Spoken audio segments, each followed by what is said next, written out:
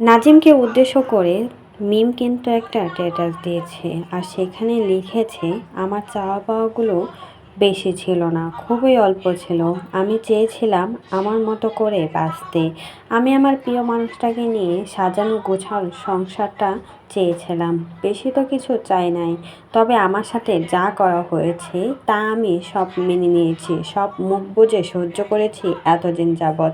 কিন্তু ৩টা বছর ধরে আমাকে দুইজন মানুষ টেনে হিঁচড়ে চাচ্ছে আমি যেন একদম নিচে চলে যাই। কিন্তু তারা তো জানে না আল্লাহ যার সাথে সহায় আছে আর যার সাথে এতগুলো মানুষের ভালোবাসা আছে তাকে কেউ কিছুই করতে পারবে না। আমাকে কতই না চেষ্টা করতেছে আমি যেন টেনে হিঁচড়ে নিচে নেমে যাই, কিন্তু কখনোই সেটা সম্ভব না। আমি একদম স্ট্রং একটা মেয়ে, আমি কখনোই ভেঙে পড়ব না। আমার সাথে যা হয়েছে তার পাল্টা জবাব দেব।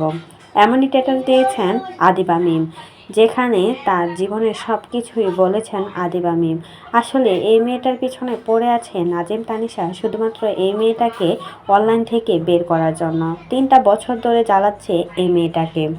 একে তো তানিশা আর নাজিম তার সাথে বড় ধরনের বিশ্বাসঘাতকতা করেছে, বিশেষ করে তানিশা তার বান্ধবী হয়ে সেই বান্ধবীর হাজব্যান্ডের সাথে পরকীয়া করে সেই হাজব্যান্ডকে কেড়ে নিয়েছে।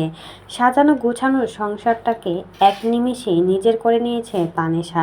আর সেই তানিশা বড় বড় কথা বলে অনলাইনে এসে, অথচ যাকে নিয়ে কথা বলতেছে, যার জন্য আজ এই পর্যন্ত এসেছে, তাকে একবারও কিন্তু তারা শান্তি মতনে থাকতে দেয় না। 3টা বছর ধরে এই মেয়েটাকে খোঁচা দিয়ে কথা বলেই যায় নাজিম তানিশা।